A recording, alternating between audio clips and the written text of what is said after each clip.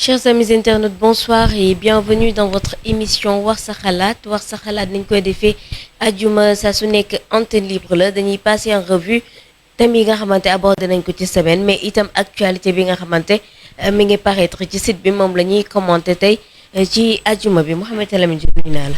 fay naa la na fi di nuyu internautes yi donc tey wax sa xalaat la. Ce vendredi dinañ aborder thèmes yu ñu jot a waxtaanee ci semaine bi yëpp bu ci mel ni. Ki nga xamante ne nii moom mooy match Sénégal Mauritanie.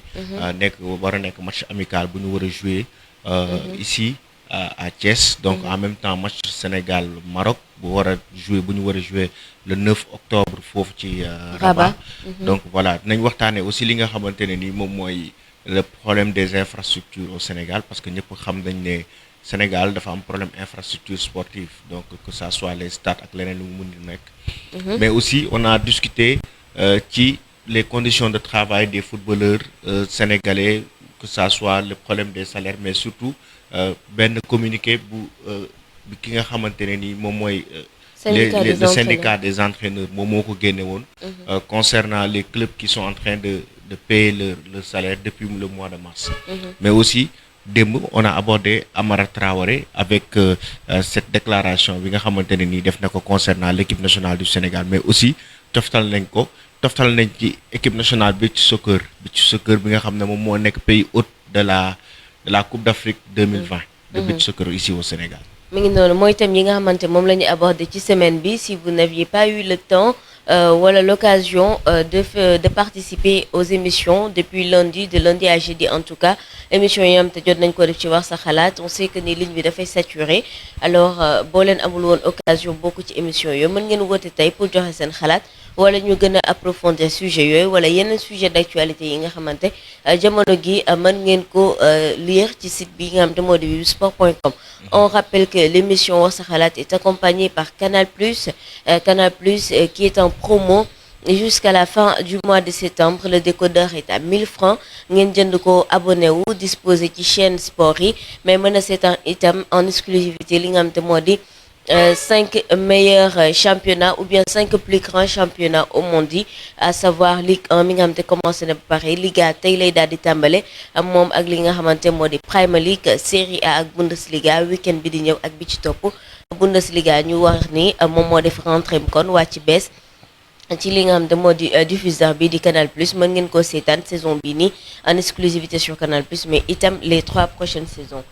Wax nga ko démb waxtaanee nañ woon li nga xamante moo di déclaration bi Amara Traoré def mais itam Sénégal wàllum beach soccer day daal di bu ñu fàtte ne am na ay information yu daan tey ci journée bi parce que ñëpp xam nañ ne dossier Edouard Mendy ak Chelsea depuis semaine passée ñi ngi doon annoncé médias anglais en tout cas ñi ngi doon annoncé que semaine bii lañ ko waroon conclure et que tey jii nii Edouard Mendy ne s'est pas entraîné ce matin avec le Stade Rennais dossier bi c'est fait en tout cas parce que jot na Edouard Mendy jot na après sûrement xam nga avec la complicité de Khalil dina leen wan bi muy jugee fi nga xamante ne ni moom moo ci centre bi nga xamante ne ni moom la wax foofu la waxtaanee avec la direction du club et les représentants de Chelsea pour son dossier wala pour le transfert d'Edouard Mendy chez les Blues donc mu nekk loo xamante ne ni dans les prochaines heures certainement on aura l'officialisation de ce dossier. mu nekk mercato qui n'a pas tardé di fàttali ni defoon nañ ko fi sax li nga xam te moo di sujet wax sa xalaat Edouard Mendy à Chelsea pour remplacer ki nga xam te moo di Kepa alors jàppale ne transfert boobu noonu comme ni ko Elamine waxee du yàgg file ki ay waxtu wala lu ko gën a ëpp benn fan lay doon ñu daal di officialiser li nga xamante moo di signature ki nga xamante moo di Edouard Mendy foofu ca Chelsea loolu itam bokk na ci actualité du jour yi nga xamante mën nañ cee commenter yeneen dossier mercato yoo xamante itam ñu ngi koy xaarandi ba tey parce que li nga xamante moo di Série A bi comme que wax nañ ko day reprendre mais ba tey ki nga xamante moo di Kalidou Koulibaly moom dossier am vidéo guñ ko foofu na xamante moo di du côté de Naples et on sait que moom vidéo bi la leen Khalil di woon noonu mooy Edouard Mendy bi muy jóge ci direction bi après la discussion avec moom ak agent am bi ñuy ànd di jóge ci direction bi di génn ci terrain d'entraînement bu Stade Rennais parce que dañ doon waxtaan par rapport ak transfert am et que je rappelle que il paraît que am na offre 21 millions d'euros boo xam ne moom la Rennes accepté pour son transfert mooy dernière offre bi nga xamante kon moom la Chelsea defar moom la Chelsea defar ren. parce qu'à l'origine on se rappelle tous que ni ren daf doon laajte li nga xamante de 50 millions. 50 millions voilà pour Edouard Mendy mais ko finish donc 21 millions lay doon en tout cas vous aurez plus de détails ci transfert boobu noonu ci li nga xamante moo di site bi www.sport.com. Il y a aussi d'autres transferts yoo xamante ñu ngi koy xaarandi dans la journée ki nga xamante kon moo di Assane Dioufé ñi ngi wax ni Karabluku nekk benn club bu nekk Ankaragluku plutôt nekk benn club boo xamante mi ngi nekk foofu Turquie. daf ko am prêt pour 1 an moom it du yàgg dinañ officialiser li nga xamante moo di signature am foofu. amatul woon temps de jeu daanaka foofu nga xamante moo di Saint-Étienne day demaat prêt foofu nga xamante moo di Turquie. Il y a aussi Gana Gueye qui est annoncé à Arsenal.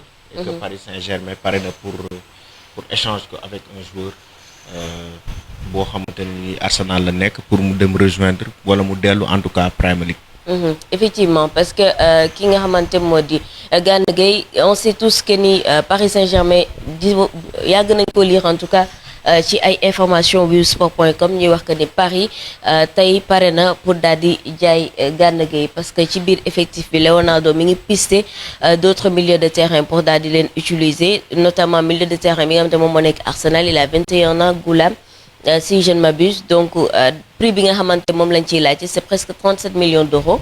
Paris bëggul miser prix boobu ci benn jour boo xamante il a été formé foofu nga xamante moo di Paris Saint-Germain donc bëgg na échanger Gana Gueye et retour Gana Gueye foofu nga xamante moo di Premier League ñu bëri ñu ngi koy xaarandi parce que nee nañ foofay environnement naturel bu nga xamante fa la Gana Gueye di mën a prospérer woo. donc am na beneen club en dehors de Manchester United peut-être. am na beneen club boo xamante mooy Arsenal. moo am possibilité retourner foofu. bëgg naa aussi ñu taxaw ci dossier Edouard Mendy sur le plan sportif parce que tey jii nii ñu ngi koy annoncé à Chelsea depuis des semaines sur le plan sportif tey jii nii bëgg naa internautes yi aussi ñu wax ci loolu ñu participer ci par exemple bu demee Chelsea tey jii nii carrière am qu'est-ce que va devenir la carrière de Edouard Mendy. tey jii nii fan la ko mën a yóbbu en plus de cela signer à Chelsea. Est-ce que sportivement c'est bien pour lui? Parce que xam nañ ne Chelsea équipe bu mag la et que c'est pas benn équipe boo xamante ne nii dafay jouer li ngay waxati dafay jouer bas de tableau wala dafay nekk di jouer maintien non équipe la boo xam ne dafa bëgg delluwaat ci élite parce que Chelsea ku ko xam ne c'est une équipe qui est régulière en Ligue des Champions équipe boo xamante ne nii dafay aspirer pour di gagner Premier League à chaque fois donc exigence bi dootul nekk ci benn exigence wu Ligue 1 bokkul ak exigence wu Premier League tey jii nii yaakaar naa ne perspective yi mën nañ ci déjà aborder par rapport ak la carrière de Edouard Mendy. Moi je pense que c'est un bon choix de rejoindre Chelsea d'autant plus que gis nañ mercato bi nga xamante Chelsea def na ko ren.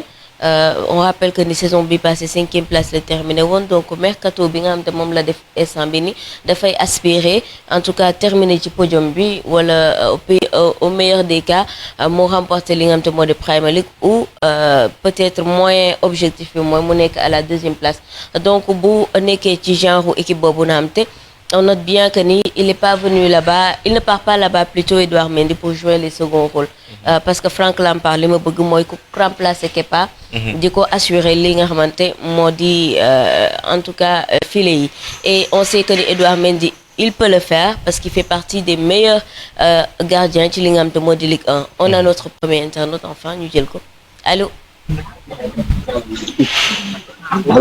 allo oui salaamaaleykum di baax su ma doon fi leen sëñ bi na nga def tur bi naka la Ousmane vous êtes en direct sur Wul Sport tey antenne libre la yow yaa choisir thème nga waxtaanee ko. waaw dama bëgg wax quoi ci quoi Edouard Mendy laa bëgg wax quoi. da nga bëggoon wax ci. dama wax quoi ci problème kii Mendy quoi Edouard Mendy transfert bi d'accord yow la ñuy déglu. waaw dama il a fait le bon choix pour man. waaw man il a fait le bon choix quoi parce que fu mu toll nii bu ko ren doon téye lu mu koy motiver. donc mu am ko lu am ku mu teg loon quoi pour mu toog du salaire li fay fay moo fuuf bu dee prestige Chelsea moo pële prestige ren bu dee tamit góol bu dee fay mën na góol ndax Kepa daaw ni mu góolee xam ne carrément Kepa il n'est pas meilleur quoi que Mendy bu nee quoi teg chance égal quoi amul pot amul couleur pot amul dara ñu teg chance égal pour moi Kepa n'est pas meilleur que Edouard Mendy. Pour man quoi sincèrement. Pour man Kepa il n'est pas meilleur que Edouard Mendy. bu dee côté goal xam nga prise de balle. positionnement xam nga taille tout vraiment Kepa n'est pas meilleur que Edouard Mendy. ak leadership à mon avis waaw ak leadership ak boo xoolee carrément Mendy il a le profil des gardiens anglais. il a le profil pour être un bon gardien en Angleterre. il a le bon profil pour être face to face. ñeme na face to face encore day wax tool quoi nekk un gardien bu noppi quoi. te carrément bu fa demee fekkee gars yi doon teg chance égale amul couleur de peau amul racisme amul dara ñu bàyyi rek pour ku mën jël. vraiment je pense que Mendy va être titulaire ci kaw Kepa Arrizabalaga. pour moi quoi donc ma ñaanal ko am réussite bu baax. def ko fa jàmm mu dem góol fa macha allah quoi c'est un très bon gardien. c'est un très bon gardien mais ñi nga xam bariwul. mais c'est un très très bon boo xoolee li mu def daaw Europe. c'est partie des top 10 gardiens yi ëpp les clean sheet. échelon bi boo xoolee daaw c'est partie des top gardiens. boo xool top 10 yi. il fait partie quoi ci kaw ci biir ñoom Oblak ñoom Neuer xam nga ñoom Courtois ñëpp fa lay bokk fi gars yi bokk fa lay bokk. daaw l'année passée il a fait avec Reims. def clean sheet yu bëri ak Reims daaw mu dem ren daa koy confirmer. donc bu demee ci seen je pense que il va confirmer que ni man je suis un très bon gardien. waaw maa ngi leen di gërëm bu baax merci beaucoup. merci beaucoup Ousmane. nee na bu demee Chelsea il va confirmer que c'est un très bon gardien et on rappelle qu'il a 28 ans et ni mu ko waxee prestation mi l'année dernière en tout cas rassuré na woon ci li nga xam te moo di Ligue 1 bi 13 clean sheet wax nga ko léegi ci ay atuwam bokk na ci mu ñamee face à face. face au penalty ki nga xam te moo di Edouard Mendy il ne recule pas. Ousmane wax na ko sur le terrain c'est quelqu'un boo xam te il parle beaucoup leader la sur le terrain. c'est un leader boo xamante ne ni la preuve li mu stade Rennais li tax bëgguñu ko jaay. parce que xam à la base ñoom d'accord ñu woon pour que Edouard Mendy rejoindre. en tout cas quitter le club parce que xam nañu ban apport la leen mën a indil.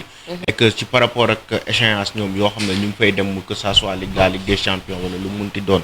xam na ne Edouard Mendy tey jii c'est un gardien boo xam ne derrière. c'est dina leen assurer dinañ am benn assurance boo xamante ne nii sur le plan défensif dina leen ko indil. d'accord on prend un autre internaute. allô. allo. allo oui. allo oui. allo oui salaamaaleykum. maaleykum salaam grand bi Mamadou Mbaye Xelkom la. Mamadou Mbaye Xelkom ñu ngi lay ziar. foo ñu. waaw yàlla nangu seen waxtaan bi am na solo maa ngi lay woowee Dakar. ñu ngi lay jaajëfal bu baax yaa ngi ci biir émission wax sa xalaat. waaw man de bëgg naa wax si ñaari mbir bëgg naa wax si Eduardo Camavinga ak bi nga xam ne moo nekk Kylian Mbappé ak ki nga xam ne moo nekk Upamecano bi nga xam ne moo nekk Lens. bëgg naa dem ñëw si fi nga xam ne moo nekk diggante Edouard Mendy Chelsea ak Kepa Arrizabalaga. donc léeg-léeg dégg naa gaan bi wax léegi quoi. on donne la priorité ci sujet yi nga xam te dafay traité sportif sénégalais. moom lay wax ci Kepa ak Edouard Mendy. waaw.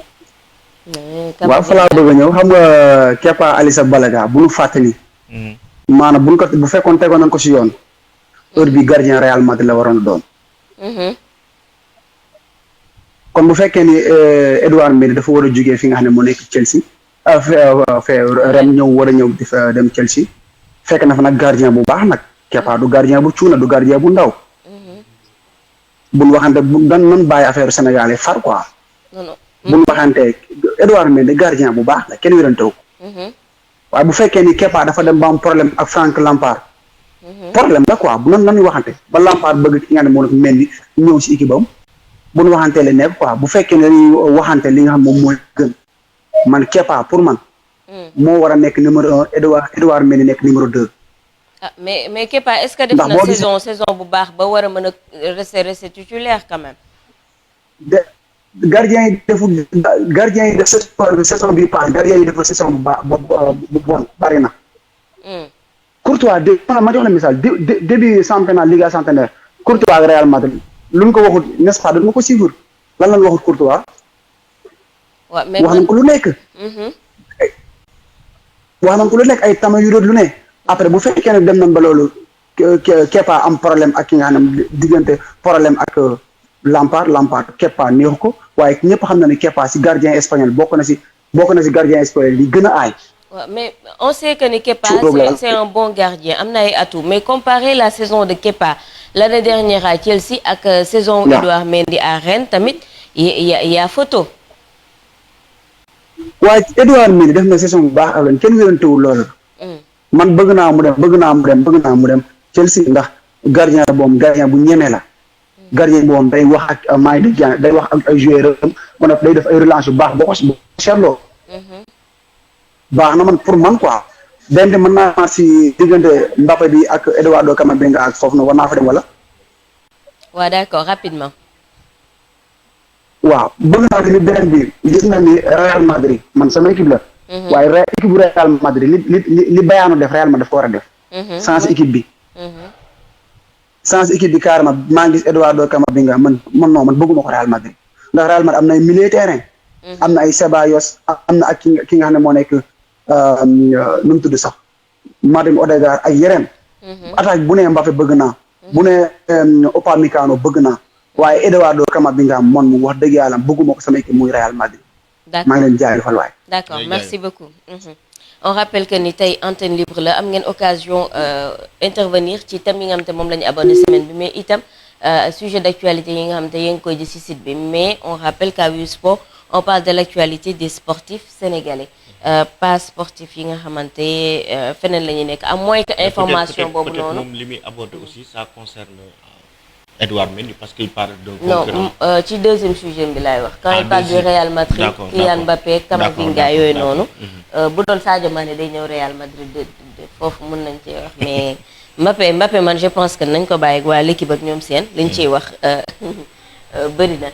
bu ñu ñëw ci préparation équipe nationale du Sénégal ak li nga xamante moo di future échéance yi ñaari match amicaux yi nga xamante moom la ñu war a jouer. tant nag ñu am benn internet. parce que boo xoolee Sénégal dafa war a voilà naa la bàyyi nga jël ko ba pare. allo. yëpp na fi. yee sociologue naka moom. lu bonbon. ñu ngi nii rek sant naka ajuma bi ziar naa la. ziar naa leen bu wér-wér c'est le cours c'est le bon. waaw ñu ngi sant de alhamdulilah. mu ngi baax alamin. sociologue ñu ngi ziar. naka mu ne. ñu ngi sant naka journée bi. acca avocat wu Amara. léppay dox. avocat Amara la wax ah. sant bu gaaw non. yow sociologue foog naa ni ci thème semaine yi am na benn bu la rëccoon de. ci semaine la woon. amul semaine bi foog naa ni début semaine bi woote woo. benn yoon kese laa wootewul. waaw ban thème la woon boobu. yéen kay laay déglu. Sénégal Mauritanie la woon wala. waaw Sénégal Mauritanie laa wootewul waaw nag pourquoi nga may doon mémoire nii comme ça. non tey est-ce que duma la fixer le thème ni la foofu rek ngay wax. man sociologue du ko war a analyser lépp luy sport sénégalais ne la damay wax ci boxe de. xam naa di nga ñëw ci ay làmb ak yooyu noonu. waaw maa ngi lay déglu. su ma waxul ci làmb bàkkaar la. maa ngi lay déglu. bon damay tontu rek juste kooku génn léegi nii. pour mu bañ a rêver quoi trop. Mbappé ak Neymar caaxaan jëngewu leen Paris ma def loolu ci boppam. te nii ak saison koro bi bu mu xaar ay transfert yu mag am. Barça déggoo ko moo xaale Neymar te lu mu am ci àdduna Neymar rek a gënal. Messi dem Neymar ñu jël numéro 10 moo leen gënal lu ñam ci àdduna. mais gisoo leen ñu waxaale ko ndax saison koro oblige. tourné naa page boobu parce que international tax ñu maa yeewu. léegi maa ngi ci ñoom Kepa wa kële ne Edouard Mendy. France ba mu daj amuñu point ba gën Benzema. lan la joteeg Deschamps ba Deschamps woowu ko. 3 points suspension. Kepa lan la joteeg Lampard ba Lampard tourné dem woowu ji Edouard pour mu ñëw góolul ko 3 points suspension. voilà l'essentiel en est que jote am na fa déggoo ñàkk na fa am ci ñoom ñaar loolu depuis début de saison bi la bi Lampard ñëwee. ñoo ngi wax kon ngi xames defoon entraînement bi Zidane loolu la même chose la Kepa defaat ak bon on sait pas on donne notre langue au chat quoi voilà. mais en tout cas en est que li fa intéressant mooy que problème am na fa te coach boo ko neexul neexoo ko. Benzema kenn mënul weddi ne France amul point bu ko gën mais kenn du ko woo parce que lan problème coaching la te coach bi daa ñëw prouver dem sans Benzema indi coupe donc Kepa dafa bëgg a wan astafurlah Lampard dafa wan ne Kepa tu n'es pas indispensable bien que kenn sañu fee dugg ne du gardien bu baax c'est un très bon gardien mais comparé ak Edouard fépp fu Kepa taxaw jamono ji ci saison bi passé bu fekkee loolu la ñuy àttee Edouard mën na faa taxaw. effectivement. voilà donc Lampard tëbul tëb rek jënd nii benn gardien GA ne ko kaay góolu de non. équipe européenne encore une fois Edouard en fait yàgg nañ ko suivre. voilà équipe européenne encore une fois duñ tëb rek duñu joueur tourné wuñ noonu dañuy suivre joueur heure bi ñu ko jëndee xam ne ñor na ñu jënd ko mu ñëw. voilà donc ñoom tourné wuñ noonu donc loolu nañ ci bàyyi xel bu baax a baax a baax a baax. nga xam ne Edouard daa ñëw pour góorlu incha allah. d'accord. voilà léegi bu ma fa jógee ma capp tuuti ci làmb ji quoi. waaw d'accord. voilà donc pour président CNG bii ñëw falu laay waxal parce que kii daf fiy jógee moom ala kulli aal. mandat bi jeex na maanaam sombi woon nañ ko ñoo ko naan dafa jot mu jeex. kon ni ko gars yi waxee quoi naan nañ ko jeex na nag na dem. léegi kii ñëw. bu mu nangu répéter les mêmes erreurs que ki fi jógee à chaque fois ñun suñu président yi amuñu chance nag malheureusement man président côté président Sénégal laa ki fi jógee à chaque fois ki jógee rek keneen ki ñëw dina def pire. mais ki fi ñëw war na xam déjà chantier yi koy xaar parce que lu toll ni président CNG. xam nañ ne fi nga xamante ne nii fi nga xamante ne nii moom la comité national de gestion de lutte bi fi mu échoué. fi mu gën a échoué. mooy communication entre les acteurs ak ñi nga xam ne ñoom ñooy les officiers. tey jii nii CNG. il manque de communication. ak ñi nga xamante ne nii ñoom ñooy mbëri. rupture de communication dafa am entre le CNG et les lutteurs. loolu moom kooku moom bu ñëwee li muy njëkk def. mooy jël lutteurs yi taf leen ci wetam. jël lutteurs yi taf leen wan leen ne am naa seen yërmande en fait. parce que tey CNG bi. en fait lutteurs yi dañu doon xoolee CNG comme bëtu adversaire est-ce que comprendre nga. tey jii nii mbër buy bëre sax. au-delà de son adversaire bi muy dajal. mi ngi sóoraale si 6e sens am le CNG. mi ngi sóoraale xaalis bi ñu ko war a dagg. mi ngi sóoraale leneen ak leneen ak leneen. comprendre yàgg naa fi joxe exemple lu Kara Dollé ñoom na fi dañuy ree ba sonn. bi amoon doom war a ngénte. mu dem di récupérer desetu xaalisam ñu ne ko yaa ñu amel. te mu amoo fi dara waaw comprendre nga li mu wax. donc tey jii nii kii ñëw chantier yooyu benn la ci moom. beneen chantier bi muy communication bi. beneen chantier bi ci gën a raw nag. mooy mu xool naka lay professionnaliser làmb ji. voilà. insuffisance yi dafa bëri de làmb dafa bëri insuffisance yoo xam ne daanaka wax nga lépp damay dugg ci détails yi rek. rapport weesuwul nga ne lii laa leen dagg li ma dagg mbër yi ren lii la tant de millions la. ci lii ak lii lañ ko dugal ci lii ak lii lañ ko dugal mbër yi bañ a mer nit ki bañu ñu dagg xaalisam may na xam xaalisam fu mu dugg CNG bi passé erreur boobu la doon def parce que mbër yi xamuñu lu leen dagg fa la dugg te tamit du dagg xaalis rek moo fi nekk comme sanction qu'on se dise la vérité. boo defee lii dagg nañ la lii boo defee lii dagg nañ la lii que de l'argent alors que mbër mën nga ko yar te laaloo poche am laaloo xaalisam. bien que des fois foog ñu leen dagg des fois ñu leen cotiser loo des fois ñu leen def lii pour lan pour que feebar faju pour que lii jot lii dal la pour que ñiy blessé ci biir làmb ñu mën leen faj prise leen en charge mais gisuma fi tey li ku boppam toj après yaay génn faj sa bopp mbër bëri na fi loxoom damm liy wane ne contrôle amul ci biir stade bi Sa Thiès loxoom damm na mu bëri ak Siteu ba pare génn dem tabaxi loxoom. qu'on se dise la vérité te loolu danger la. yaa ngi fàttaliku mbër boobu defoon geste technique boobu noonu te après ñu ko doon wane tout le temps émission Bantamba geste technique bi ki defoon genre geste gréco-romaine boobu yaa ngi fàttaliku mbër boobu. am na benn geste technique te mu daanoon dafa amoon benn mbër bu defoon benn geste technique bu garaaw boo xamante ne ni dafa daanoon mbër ñëpp Sénégal yëpp di ci coow du koy wane tout le temps ci émission yi. actuellement mbër boobu mi ngi ci chaise roulante. mi ngi ci chaise roulante. dafa am geste technique boobu mu def. ba ñëpp di ko seetaan geste technique boobu moo yàq épaule bi yàq colonne vertébrale bi actuellement mbër bi mënul dox. mi ngi ci chaise roulante. xam naa dinaa xool turam ma indi image yi waaw ma wan ko gaay mbër bi instant mi ngi ci chaise roulante mënul dox te mbër la boo xamante ne équipe nationale sax la nekkoon su ma juumul.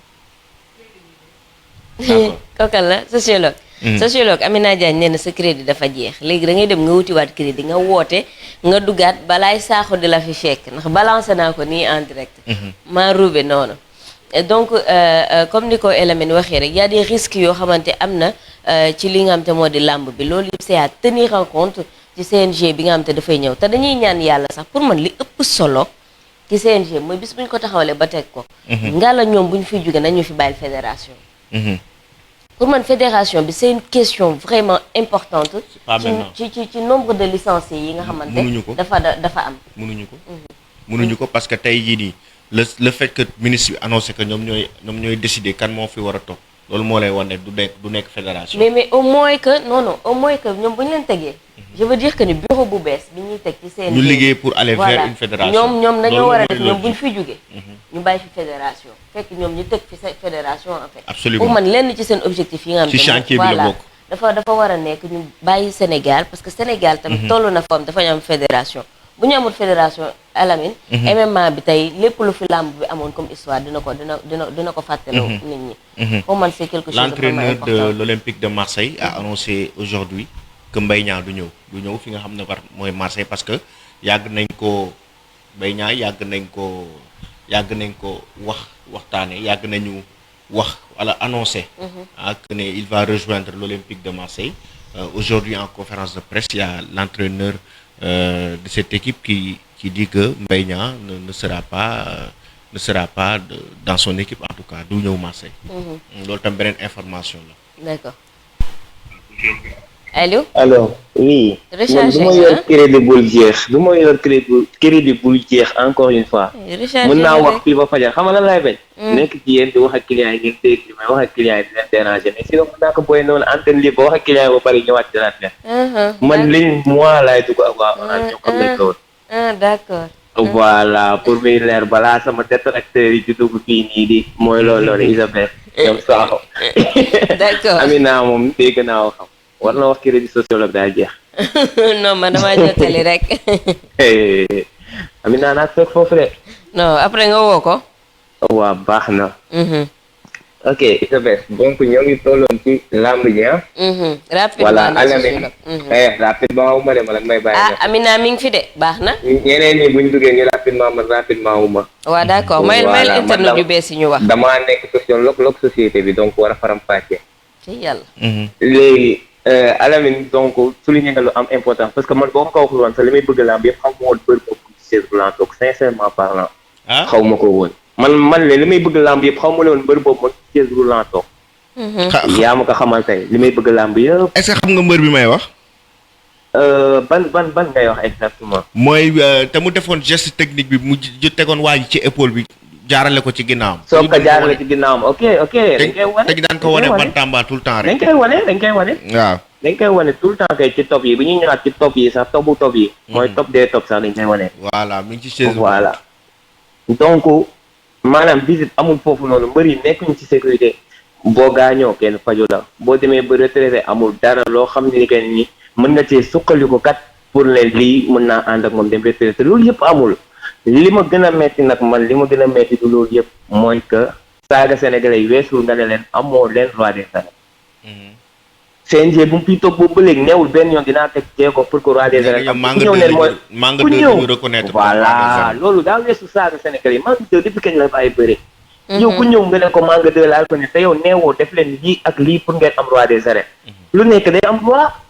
on se dit la vérité football bi chaque fois dañuy joxe ballon d'or ñu xam ne kii mooy roi. donc pourquoi pas lamb mën a am roi bi mën a toog à l'aise heure bu Pape Seye fay ko kon maanaam li ñuy def roi des arènes yëpp mu am ko quoi. qu'on se dit la vérité mais ku toog nga ne du sama roi ku toog CNG ñooy njëkk jël micro ne du suñu roi. yow def yooyu mooy lan te waxoo leen kaay leen ma tëgg tournoi pour que roi am ban mbër a koy bañ benn mbër ko bañ ñoom ñëpp bëgg nekk roi. donc voilà tournoi bi que muy taw muy naaj bu fekkee dañoo bëgg roi am dinañ ko def. muy taw muy naaj nag day yéex rek maanaam bombe à retardement la rek. mais tournage bi par force day am VIP bu ci bëggul bokk nag di maytoonte naan du ma bëreeg diw ki may waxal xam na boppam mu bàyyi bañ a bokk ci tournage yi. kooku di naan du ma bëreeg diw ragal boobu noonu. mu bàyyi. voilà ak ñi bëgg bokk ñu boole leen ci ñu def tournage bi yaa ma gën a xam kii jël roi bi jël ko que le meilleur gagne. voilà nice pare nice. d'accord merci beaucoup. ñu koy jaajëfal bu baax sociologue abordé woon thème yu bëri ñu ngi woon ci Marseille ak Mbaye Niang pour man communication bi moom mooy continuer foofu rek. Et je pense que ni erreur de communication la lii nii yëpp du sax erreur de communication mais mal communication en fait lay doon. ni ñu communiquer par rapport ak loolu noonu baaxul ça avait commencé avec Mbaye Niang parce qu'il avait un peu très tôt parlé. mënoon naa bàyyi ba am en tout cas lu dëgër parce que intérêt Marseille ñëpp xamoon nañ ni mi ngi ci woon.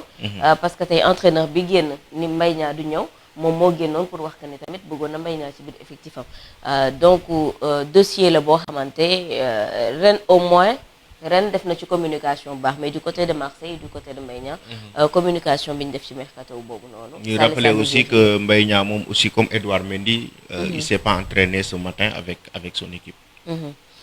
te ren dafay jouer li nga xam te moo di Ligue des champions bi déwén dafa qualifié directement ci li nga xam te moo di phase des poules bi bokkoon na ci yenn critères yi nga xam te moom moo doon envoyé Mbaye Niang foofu nga xam te moo di Marseille parce qu'à l'origine Rennes n'était pas qualifié directement ci li nga xam te moo di phase des groupes bi mais après qualification Séville bi ci la demee phase des groupes bi bokk na ci ay thèmes yoo xamante mën ngeen woote ñu daal di ci waxtaan parmi d'autres thèmes yoo xamante tey gis ngeen ko ci li nga xamante moo di Wib Sport bi donc on parlait ci amicaux yi nga xamante 2 matchs yi Sénégal war a jouer diggante Sénégal ak Maroc le 9 Sénégal Mauritanie le 13 bu dee Sénégal Mauritanie moom Sénégal moom mooy largement favori mais Sénégal Maroc moom mooy favori ci kanamu Sénégal. Est-ce que en termes d'historique des confrontations. D'accord, en termes d'historique mais actuellement Sénégal est numéro 1. Donc bu ñu ko xoolee foofu aussi le Sénégal est favori quand même face au Maroc parce que si compétition bi ñu mujjee bokk ak Maroc ñun ñoo ko raw. ça moom c'est clair mais je crois que ñaari matchs yooyu c'est des matchs de préparation par rapport ak par rapport aux éliminatoires yi nga xamante ne ni moom moo nekk suñu kanam. dañ jëlaat beneen info. Allô. Oh. Allô oui. Ouais, bonsoir. Bonsoir sëñ bi na nga def tur bi naka la ak fooy woote. waaw dama koy leb. D'accord amul problème lebal nañ la. waaw maa ngi souhaité. waaw maa ngi souhaité. ok maa ngi souhaité waa mais sans la ci signé bi mu si. Chelsea bi mu dem. di koy wax ne bon sens moom nag gañ la ma xam ne aussi daa wax dem jëli la moom daa wax dem ne tot la foofu noonu moo nekk fii di xalaat comme li Sénégal yu bëri ay kii comme man xam nga fekk moo ko ma yooyu loolu suñu tàll mooy